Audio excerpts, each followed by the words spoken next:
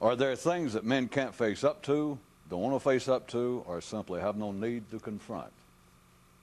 That's the title of it. On the holiday calendar of one city were listed celebrations of Poor People's Day, Sick People's Day, Old People's Day, even Lonely People's Day, but not one of Dumb People's Day. You figure this omission is purposeful? I mean, consider. In their overall pursuit of entertainment, they unflinchingly glorify that which is base and regressive in man's behavior. So why the lack of specific commemoration of the sluggish mental state, which is the most visible and immediately apparent source of such behavior? Yeah, who but the few want to know more than they actually need to? And of course, oh yeah, no one can be said to be dumb, stupid, or living in a daze who has not already, with some success, struggled to escape therefrom. So, from an expanded mental position, none can be said to be actually ill who have not at some time been actually well. In one land, mystics who live past the age of 50 are driven from the city due to their later year tendencies to become mere social critics. In the world of thought, if you can only be right by others being wrong, you're not right. A lad asked his dad, is it better that the blind never even get a glimpse of the world? And the old man replied, have you been watching that cable show again? To the alert ear, everything life says to man, it prefaces with a loud, yo! A viewer writes, I'd like to know more about that story you read that claimed a hormone had been discovered that distorts the way we think. I'll bet you would. A man wrote to the doctor who knows everything and asked him, how can you make people snap out of it? You can't, he replied. On one world, the ultimate disguise and defense of anyone who knew the secret was to appear to be a comedian of some kind. According to legend, there was once a planet on which the thinking creatures began to develop too quickly, and life took care of the situation by giving them serious ears. And from somewhere in this galaxy, a voice said, is that supposed to be a joke? Deep down in the recesses of one man's skull, his thinking looked around and noted, it sure is weird in here.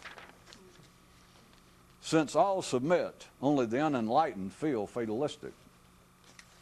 Cows uncertain of Chicago's location can't fully enjoy the train ride. Those who know, know, and those who don't, don't. End of story. Today's literary news. Only ordinary people have a biography. For Halloween, one man would dress up as Commander Obvious, but his costume never won a prize since no one could see him. How to escape the confinement of natural thought. Go to a place where there is no up or down, left or right, true or false, and there will you first discover freedom. Ships going nowhere in particular have the most passenger faces staring out of portholes. The question ordinary minds never attempt, is the human experience determined by the mind, or is the mind merely a recorder of same? And a less than objective one at that. One man gave his natural mental conclusions the dismissive name, yeah. A man once discovered a new oasis in the desert, but when he told the others back to the old one, none were interested. And for a while he continued to talk about it, then lost interest himself. Do you mean that he himself lost interest in his discovery, or that he lost interest in talking about it to disinterested ears? New discoveries are always but a few sand grains away. One way by which life keeps unscheduled discoveries from unsettling the overall routine of things is by causing men to eventually establish a systemized organization around the discovery. Once every 8 years or so, one man would gather together all of his presently active thoughts, theories, beliefs, opinions, hunches, dreams, etc., and direct them all to form a line. Arrange yourselves according to age, height, weight, or whatever you want to do, and when they'd done so, and we're all neatly lined up in a single file, he'd shoot them all, dead. One man's poem, ideas of change make me uneasy, and uncertain moves tend to make me queasy. When conditions shift, I feel like a whore, and so saying this, nailed his feet to the floor. Permanency, the elusive family name of middle-class minds. There was once a time in which men could entertain extraordinary ideas only after the one who had originally thought them had gone. One man was held captive in a tall building, and though he was eventually able to get partially free from his upper story captors, the lower floor ones were another story altogether. The meaner dominant wolf leading a pack can seem to the subordinate ones to possess mystical powers. The benefit in being less than fully committed to the quest is in the fun you can still have just hearing about it. The unrecognized chronology of man is that he physically lives 70 years while mentally dead 50. The unstable reminder to the interested is that the ordinary mind hears all unexpected observations of man as criticism and are thus able to resist and even deny them. There is a fairgrounds known to but a few, wherein is collected all things pleasant and all things not. It is known to those there as the objective familiarity with life. The simple like to hang out with those even more simple so they can pretend to help them. Today's fact, you're not fully awake or enlightened until you're more so than anyone you've ever heard of. One man's song, it's easy when it's greasy and rough when it's not, and so saying that, file the corners off his brain. At city level, there are two major ready audiences for things which seem mystical. The first group consists of those who want to sound simple and specific, and the other of those who want theirs vague and occult. And remember, right now we're just talking about ordinary minds and ears. One man named the bridge that connected his right frontal lobe to his left one. Sequence makes me sick. The history of man is whatever life wants it to be. Thus, the uselessness of looking outside yourself to see where he has been. Taking up a temporary position on the hillside, not normally occupied, a man looked out and pondered. Which is the more pathetic, man's routine belief in the mystical or the standard ways in which they attempt to pursue it? And as soon as he was sure you had heard that, he left. Rather than curing gum disease, there is a way in which you can brush that will make it worse. Thus, the mystic's reminder, rinse out your mind after every lifetime.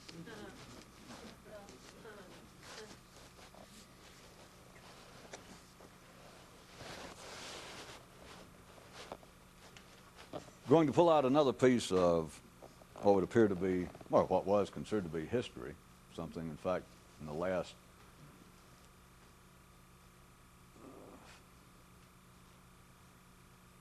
half a centennial.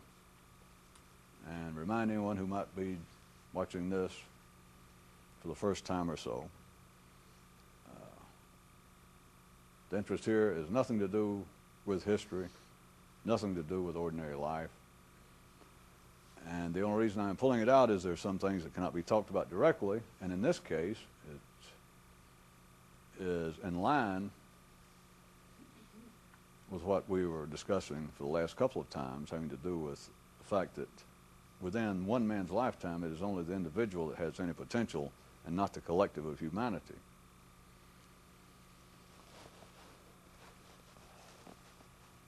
Within the last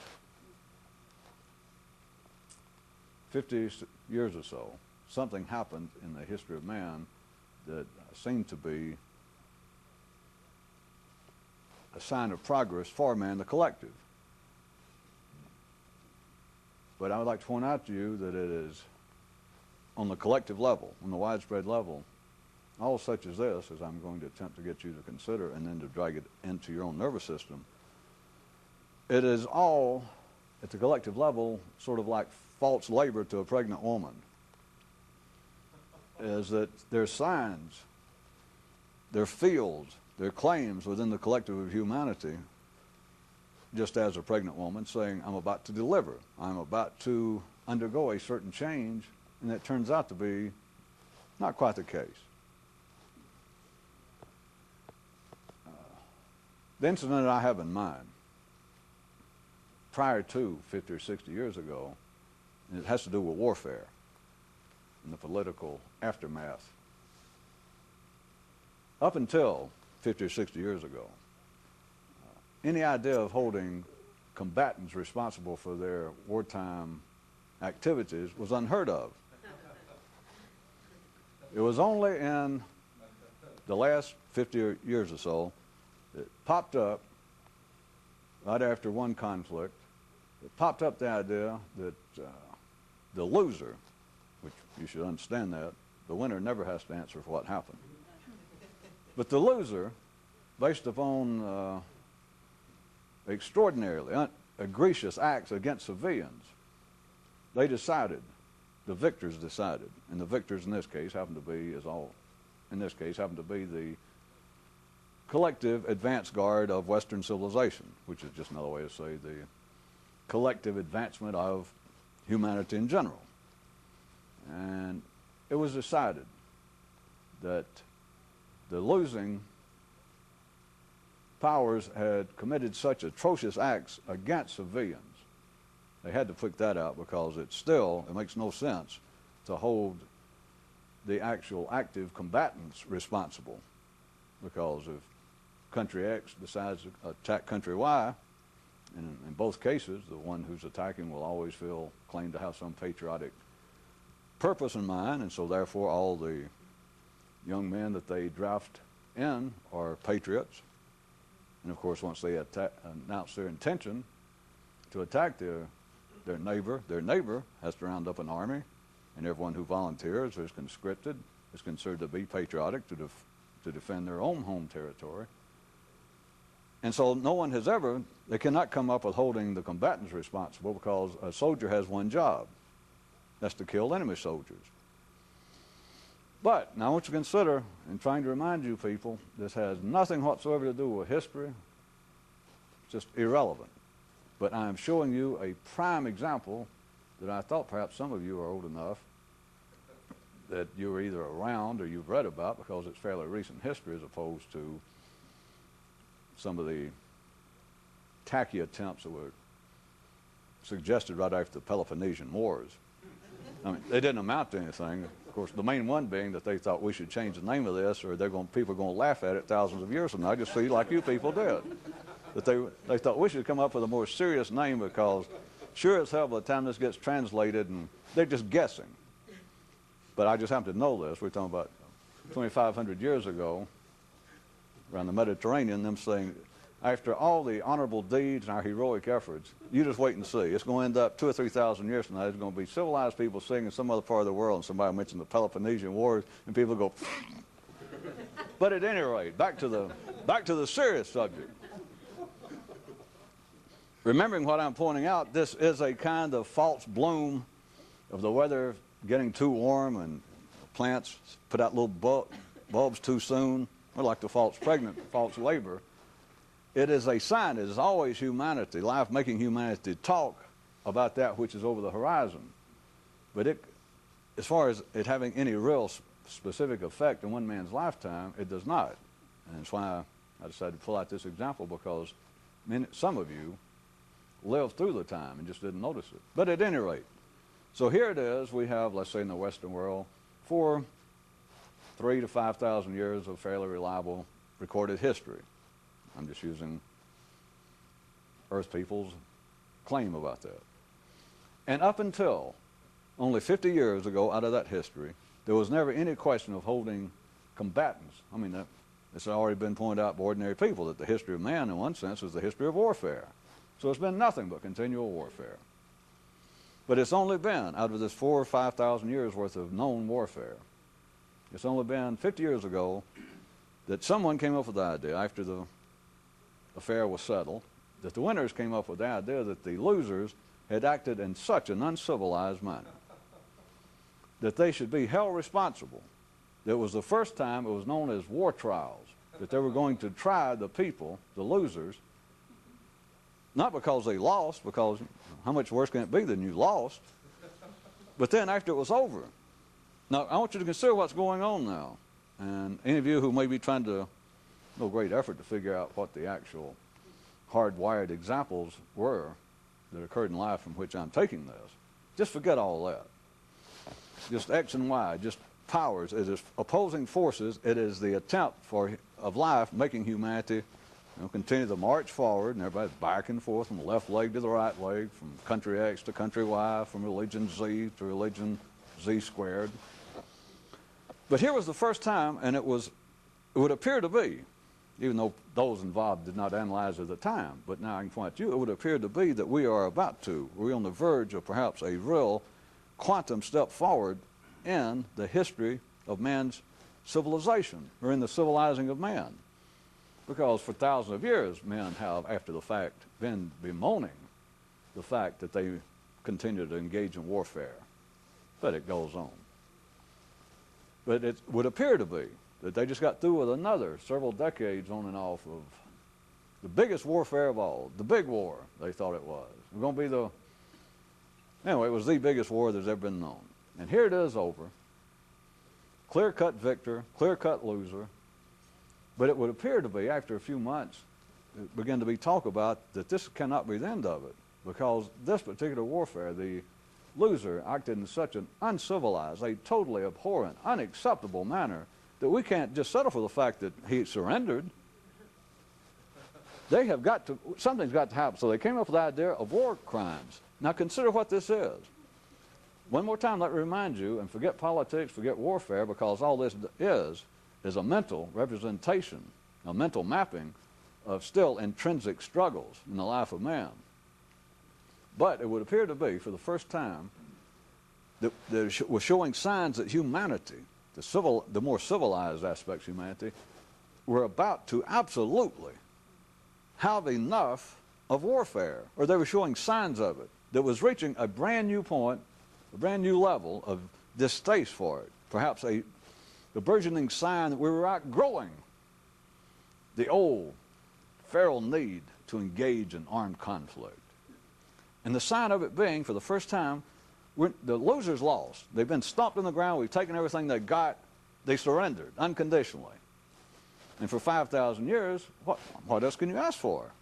Whether it be countries or whether you be in a bar fighting a guy and you beat him up and you kick each other around, throw him down and go through all that. And finally he's laying there and you're choking him or about to hit him again. He goes, no, that's it. Well, what else do you want?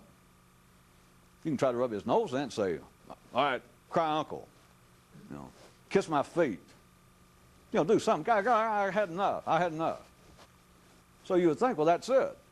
But moving into the collective of humanity, ooh, that much? Well, it could be.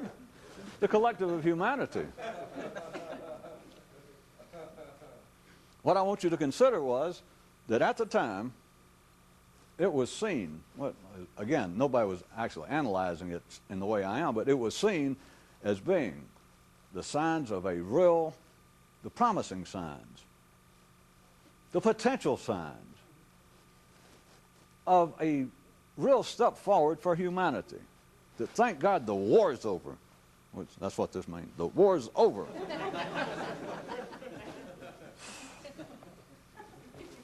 I guess I've been eating too much Italian food. The war is over, and ordinarily that should have been it. But what seemed to be this most promising sign was that even the victors, which a victor normally, for a victor to be a victor, that's the prize. The war is over, you won. That is the victory. That's all that you expected. That's all anybody, that's all humanity ever expected. But a few weeks, a few months went by, and sounds began to arise. Life had voices speaking in the victorious camp saying, no, we're not sure what to do, but this is just not acceptable. They did lose, yes, they unconditionally surrendered, but they have got to be held responsible. It went far beyond the bounds of civilized warfare, which is, you can't think about that much because, again, I point out, the point of warfare is to defeat the enemy, and the ultimate defeat, at least on the individual level, if you want to look that way, each soldier is responsible for killing another soldier. No one ever, at least on the victorious side, and they never had on the loser side, they never go back to the soldiers themselves, the actual combatants, and say, you shouldn't have killed the other opposing army, those other guys. Shame on you. I mean, that's ridiculous. That's their job. That's why you are in the army, is to kill the other guy. And his job's to kill you. Nobody's ever questioned that. But here it is. It all seemed to be settled in the way it always had. An unconditional surrender, an absolute, clear-cut victor, and all seemed to be well, based upon what it always been. But then it was though there was a new sign of a progress in the civilizing of man, that they decided we have got to hold the other side responsible. They went too far, at any rate. So that seemed to be part of it. And there was a great hoopla and et cetera, and I won't drag it out anymore, but it was an absolute sign amongst those involved at the time, amongst humanity that paid any attention to such things. It seemed to be a harbinger of a new day. I mean, it was enough that the victorious side was enthused that they no longer had to send off their young men to combat and turn all their physical resources, material wealth into armaments. It's just like it's over. The bluebirds come out and the sun rises and it's a new day. And yet to a few it seemed like, well, it could even be a better day if we could establish something now. This means establish. This is not like the war is over. This means establish.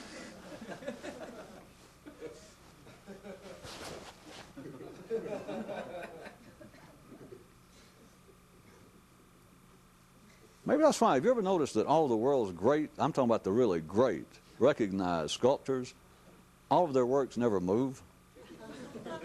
Now, I'm not talking about all these fly-by-night guys that try to chip off some kind of knockoff David off some pine stump down in Alabama, but the real sculptors.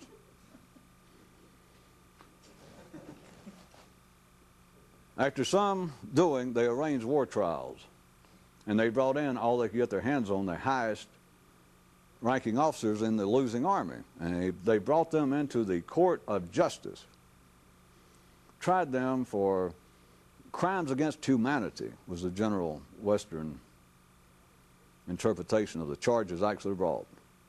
That all of the victorious forces, they combined together, they set up sort of an ad hoc judicial tribunal to try, obviously, the losers, got their hands on the highest ranking officers that survived, and they began trying them.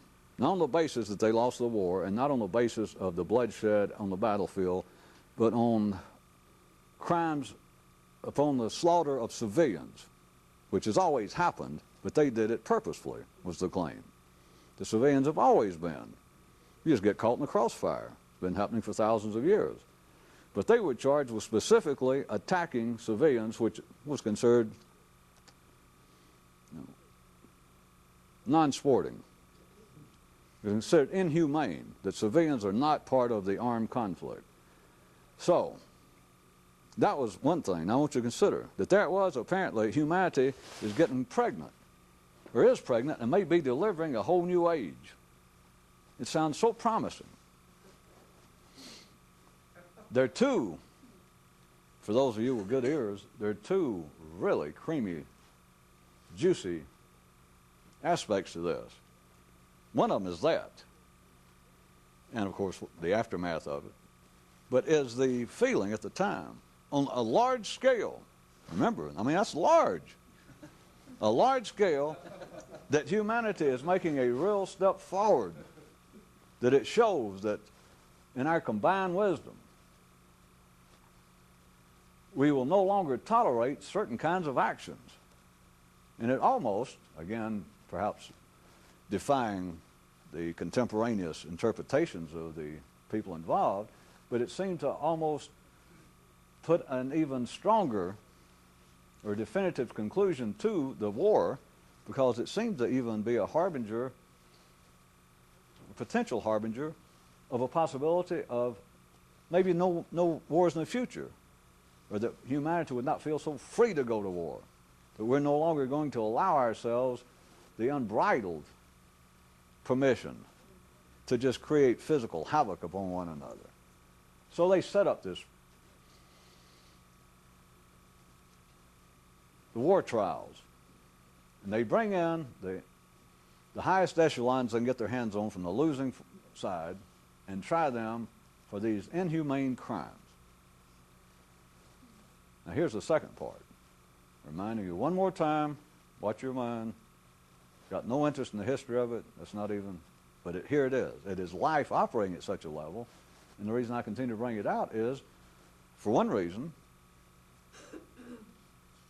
is by now you should, well, for now, perhaps you have some encouraging discouragement, some enlightened discouragement, as I was trying to involve you in last time, of looking out to life itself, looking external to you for some great, useful, secret, developmental information.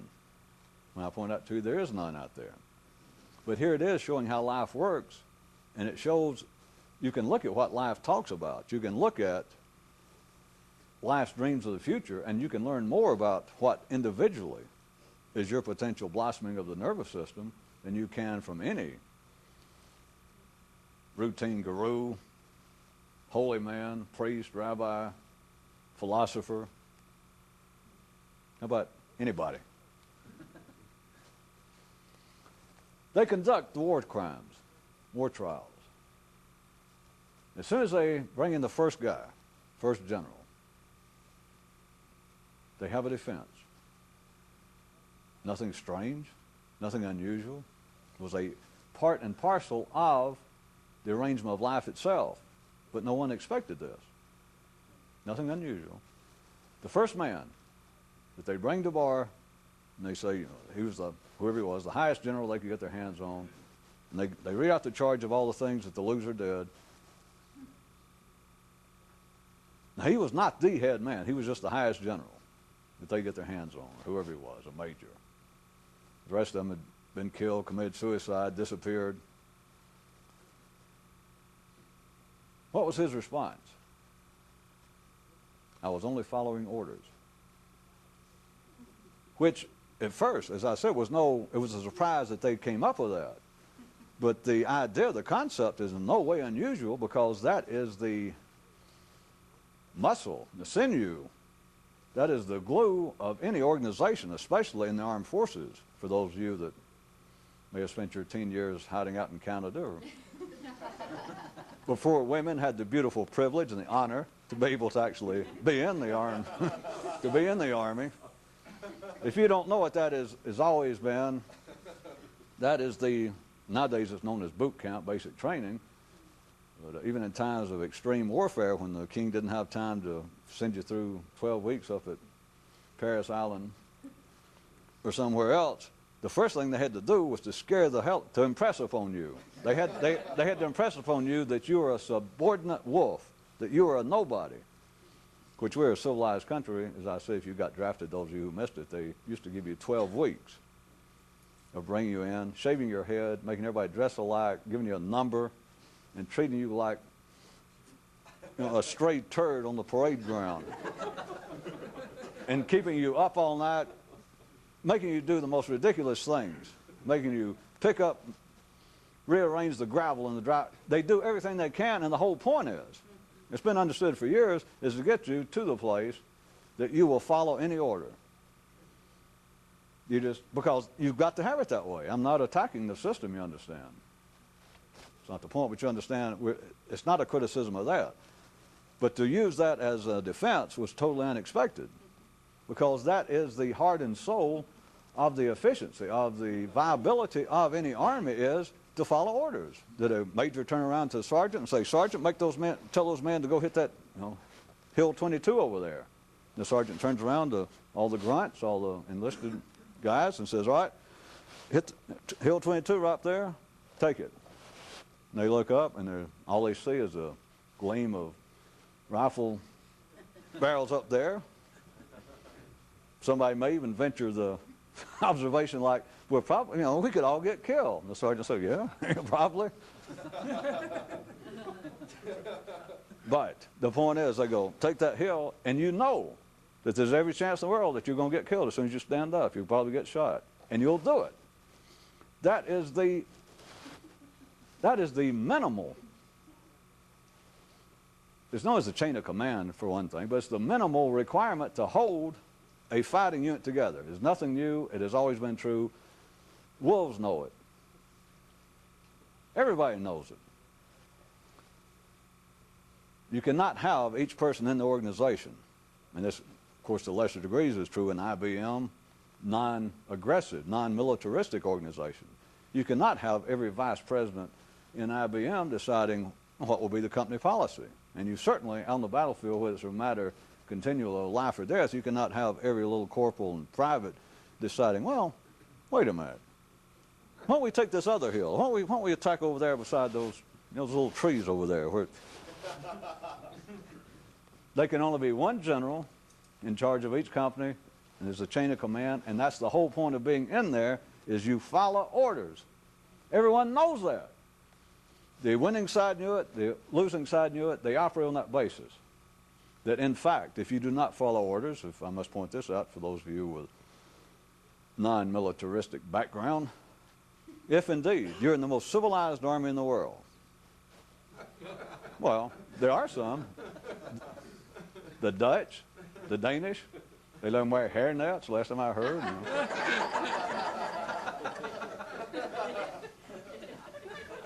Well, there's some countries in the world, I mean, you people here in Greece, where you think you're the most civilized people in the world because of your history, but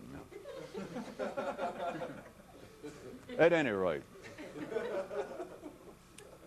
for those of you who do not know it, to reinforce where I'm getting at with the general theme of this, to not follow orders, even amongst the winners, I mean, amongst civilized army in the world, whatever that would be, to not follow orders is a court-martialable offense. You can be shot. This has been true again for 4,000 or 5,000 years. For a soldier in the time of Greece, all the way up to the last conflict that anybody has been in Western Europe or anywhere, it is a treasonable offense for a sergeant, for a general to turn on somebody and say, all right, boys, go take that hill over there. Go attack. And for one guy to go, I don't want to. He might twice say, soldier, that's a direct order, which everybody in the service knows what that means. He looked at you and he said, soldier, that's a direct order. You go take that hill. And if he doesn't, that is a treasonable offense during time of warfare. You know what that means? You can be shot in the field. You can be tried out there and shot. You can die anyway. That you can say, you'd think, well, my fear of being shot, when he said take that hill, I recognized the danger. That's why I didn't want to do it. But see, the only way, when it gets down to the basic level, to reinforce that, since all soldiers know there's a chance they're going to get killed, your alternative is, if you commit treason by refusing to follow a direct order, you can, in the field, be summarily shot. That's what it amounts to, with hardly anything resembling due process of law. So you can be shot for not following the order. You understand? And so now here they are using as a defense the very thing that did you not do that during time of warfare, you could have been held treasonable. You could have been executed for not doing now what they're using as a defense. I was only following orders. I was only following a willful chain of command in our army. So there they said, all these, I assume they were men with a judicial background, but were in the military and all the various victorious parties. They understood all the ramifications of what I'm talking, what I've just covered with you. That they know as well as anyone that the heart of an army is the blind, faithful following of a lawful command in your army. Lawful command being not by so much definition, but a general, somebody of higher authority tells you, go do so-and-so. It doesn't have to be take a hill. He just says, go over there and dig a ditch. And you go, I don't want to. He said, soldier, this is a time of war, dig a ditch, or you could be court-martialed, you could be shot. So there they sit and they knew it, and the first guy they bring up and hold him responsible for what he did during time of warfare says, I was following orders. I was simply following a lawful order. I wasn't there, but I know how it went, trust me. They all kind of breathed and went,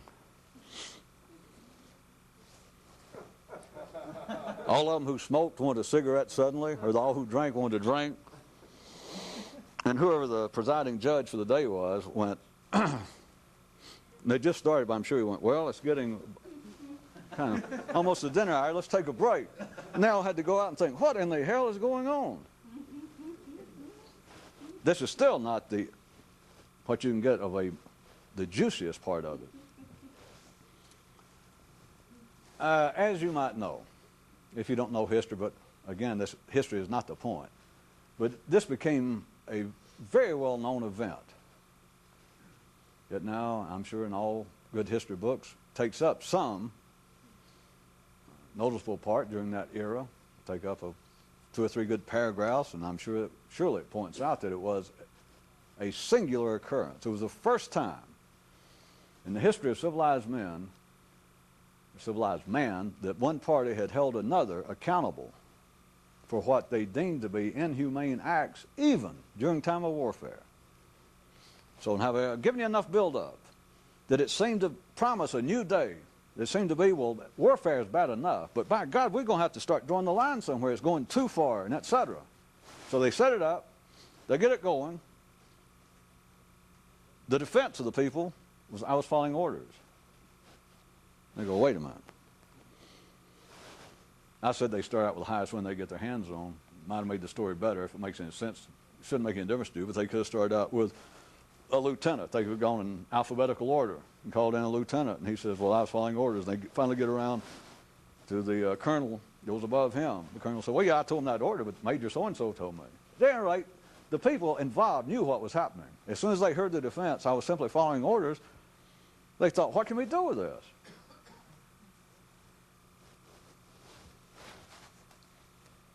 Now listen, this is where it gets subtle. This is the difference between, I talked about false labor. The woman's pregnant, but she just thinks I'm about to deliver. I didn't say a false pregnancy. I assume you all know there's a false pregnancy where women, it's claimed, believe they're pregnant. They're not. I didn't say false pregnancy. I said false delivery. That the woman's actually pregnant and she thinks, I'm about to deliver. And it turns out she's not. They thought that this woman was about to deliver. It seemed to be, perhaps even before they got to the hospital, it seemed like, well, this may be a tricky delivery. This may be a troublesome birth because the first guy went, I was simply following a lawful order.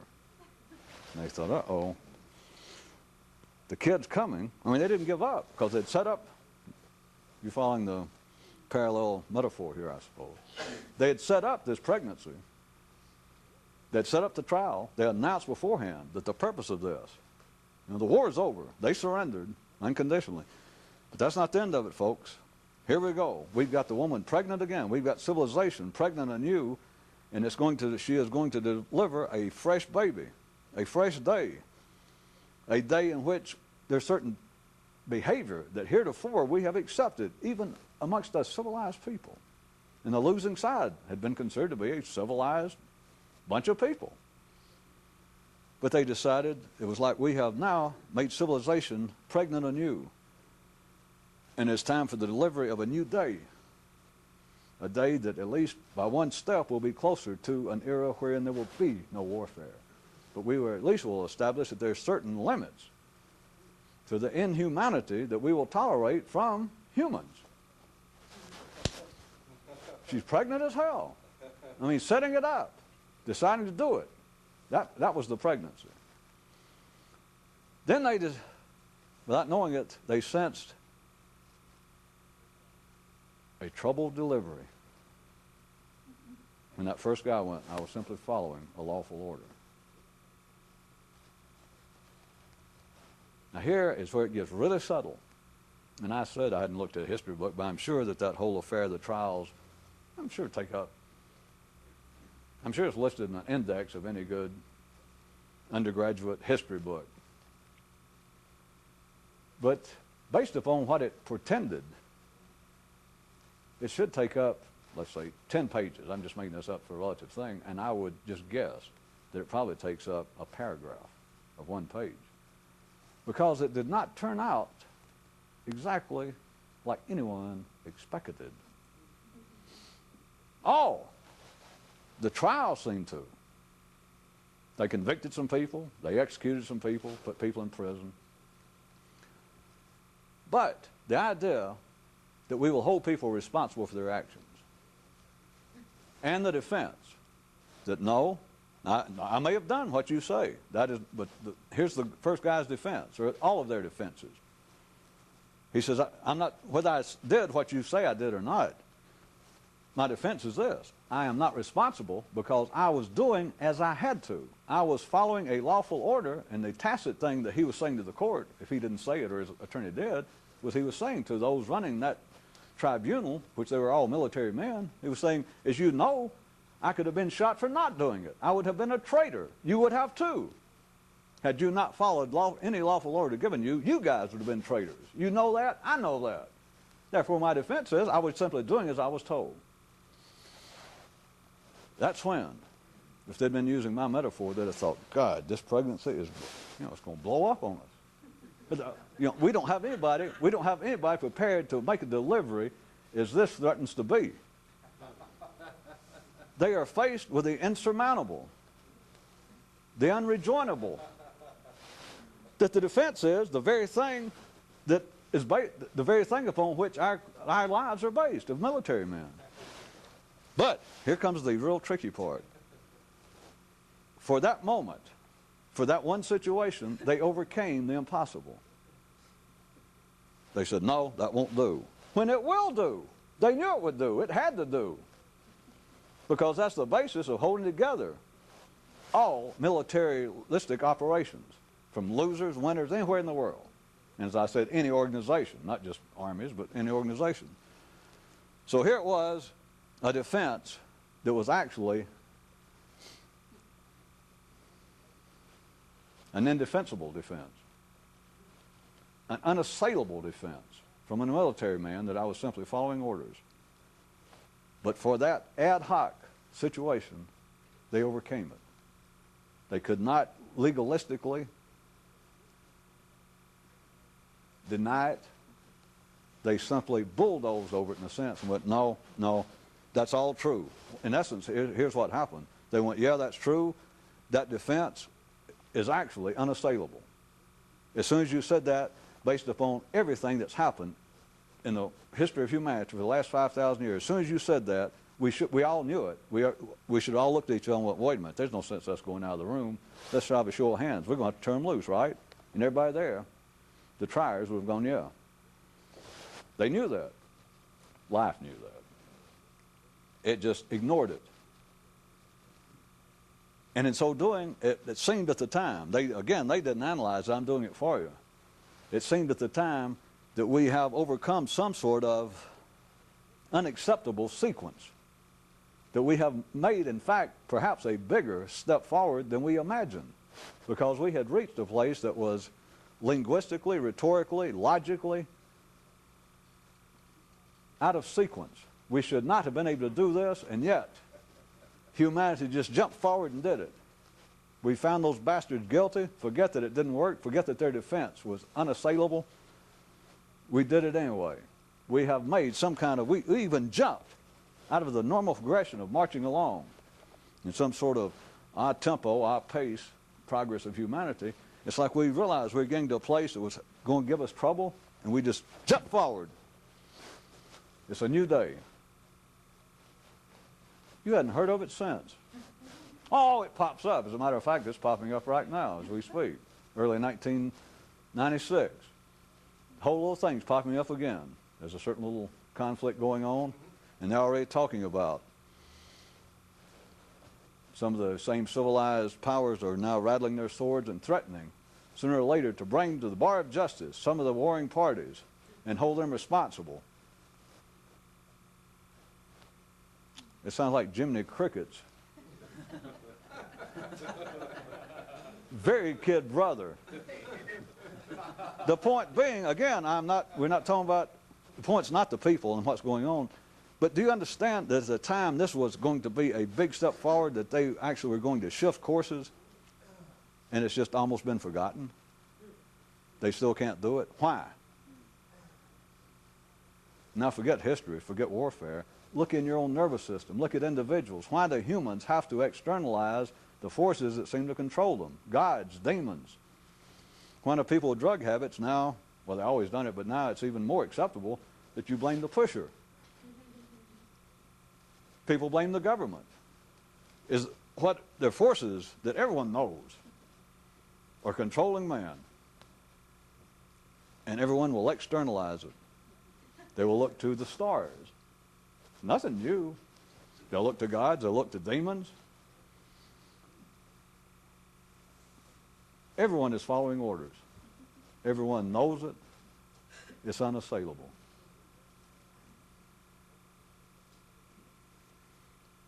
Here it was, you had a whole country, a whole civilization, millions of people represented by the few that they could get their hands on that they tried.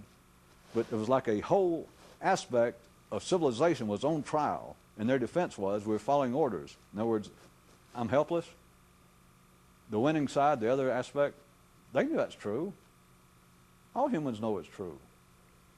That's why it's futile to laugh at religion, psychiatry. It is silly. It's dumb. All it does is reflect a sluggishness of man's mental state. Now, I say that from one view, because life is going as fast as it wants to, but compared to what it could be, and not just from my view, compared to what it could be, it's sluggish. And you don't need me or someone else to say, well, it's my opinion. Look at what humanity does. Continual was the point of this. They announce, I'm pregnant, I'm about to deliver. And the delivery is always seasonable. It's always timely. It always sounds like this will be a new day. And everyone's delighted. But it's always, always, during that lifetime, false labor pains. Even when they apparently make a huge jump, a huge shift, which they did, that they found these people guilty, even after they had this unassailable defense of, I was simply following orders. Go back to your own nervous system. Individuals use it. Well, kid's on trial for killing his mother and father. And he says, well, you know, I have my own, you don't know the problem it is being an orphan. You know, it works on me. I have psychological problems. I have voices running me. I have all kinds of phobias. Humanity, the collective of humanity, still has not reached the point that anyone can look this directly in the eye, one way or the other. They announce, I'm pregnant, and people can feel it. It's like I was trying to insinuate by the sense of a new day, or things are looking up. But then humanity collectively, continually, is made to announce, I'm about to go, I'm about to deliver, and it's fake. It's false labor pains, and that's the way it goes. They dream further up than they are, but rather than you looking, one of the reasons I was bringing it up, rather than you generically looking for religions or mystical writings to someone else saying, well, here's what people should do. We've all been through it. Anybody that tells you what humanity should do don't have any idea. That doesn't mean they'll like for followers, because that's the way it's supposed to be. There, for every million wolves, subordinate wolves, there's be only one potential alpha male wolf. Everybody else wants to be told. Figuratively speaking, don't fool yourself if you think, well, everybody wants to be an individual. They talk about it. God, you're an idiot. I mean, you're extremely sluggish if you believe that. Everyone knows that something is in control of their life. Everyone knows they're following orders. They just don't know who. And plus, we can't accept that. Things are not yet arranged so where you can accept it one way or the other. And men have to look off and say, well, it's either not true and we're not going to do it, or they'll momentarily say, oh, well, in your case, maybe. No. And it never goes anywhere collectively. Well, it does go somewhere. Things are changing. But what I tried to get you to see was they set this whole thing, this big trial, and it captivated the headlines and the minds of men there for whatever it took, a few months. And they seemed to bypass the potential roadblock of doing that which had never been done under these specific conditions of a whole military people responsible for their actions, when it's always been an accepted fact that you have got to follow a lawful order. And it's like, no, we're going to have to go past the history of man. We're going to have to go past the established precedents to get to a new day. And it's like humanity kind of pulled themselves up and was able to do it, and found them guilty, hung a few, put them in jail, and that's the end of it. I mean, you understand, it did not set a real precedent itself. It just kind of went, because you cannot. Things are not to the point that you can hold people responsible one way or the other. People know they're not responsible. They don't have an answer for it. So you say, well, my subconscious made me do it. This and that made me do it. Plus, I got to do something else. I received several letters and et cetera, in a sense complimenting me using a kind of a funny story a few weeks back. You remember about the guy that got conned by a cheap suit salesman, was out on the street and having to hold all it, you know, two people passed him. One said, "Look at the shape that poor boy's in," having to hold his sleeves up and all this. And the one said, "Yeah, but don't his suit fit nice?" And several people complimented me on the ability to actually make a metaphorical lesson out of that. Several people challenged me to go further. Somebody even wrote me a letter and says, "I dare you, could you go and so far as to take," they considered that to be a joke that I used to start with. Asked if I'd go so far as to use a sexual joke. We're here to face up to a challenge. Here's the story. I will assume first off that all of you people, you always have to, anyway, I assume that all of you people, men and women, I'm going to go ahead and point out, that the male becomes sexually aroused through the blood, more blood going to his penis is what makes it become rigid and erect. I assume you all know that, but you never can tell. It is alleged, there was supposed to be a guy somewhere that was, the word had been passed around. He worked in a bar. He was the bouncer, the bartender. And the word got passed around in this one city that he had the world's biggest, longest schlong. And some guys one night got to drink, some high school guys or something, and they kept hearing about him. They called the guy Superman or somebody. So they went down late at night and slipped in and had a few drinks. And they said, "Are you the guy they call Superman?" The guy went, "Yeah, yeah." And they went on. And finally he says, "Is it true you got the world's biggest dick?" And he said, "Well, yeah, some people say it." And they kept on. They had saved their money. So they all pulled in. They said, "Well, look, will you go in the back room? You know, we have saved up. Here's $50 or what? You know, would you show it to us? We can't believe. We heard it was just unbelievable." So finally he said, "Well, I'm going to take a break anyway." He said, "Is that all you got?" And they came up, $70 finally. So he said, "All right, come here." So they walked back in the bathroom. These things, And so he said, "Hold the door." And so he ends up and took it out. And sure enough, the damn thing, they couldn't believe it. It's like a foot long, just 18 inches or something. They look and go, "My God!" And it's just hanging there. And one of them says, "Jesus, well, if it's like that soft, how big is it when you get a hard on?" He says, "Well," he said, "I can't really tell you. I always black out before the damn thing ever gets to full size."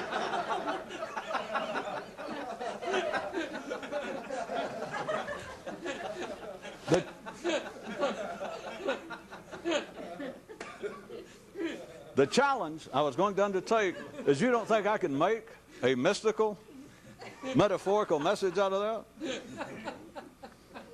How about this?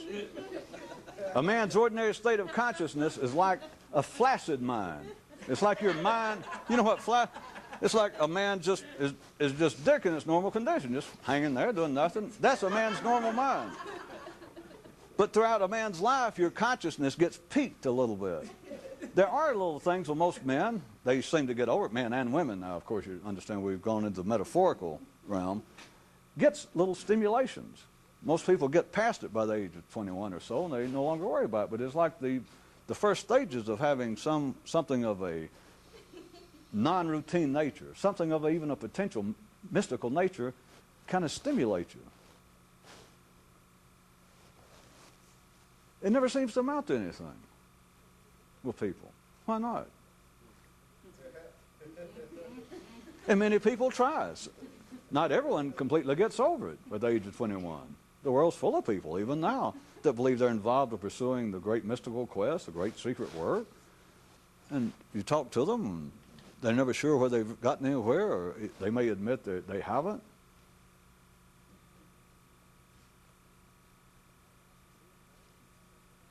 You forgot how I started this? Am I going to have to do it for you, to take what I just said to set up, and now take the punchline to that joke? What happens to ordinary people's mind?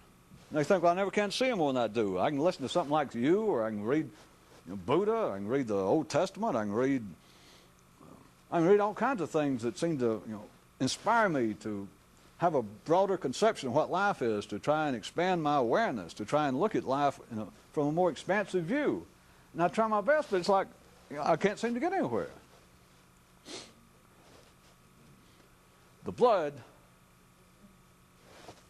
ordinary minds, in a sense, black out before their consciousness can ever sufficiently get erected.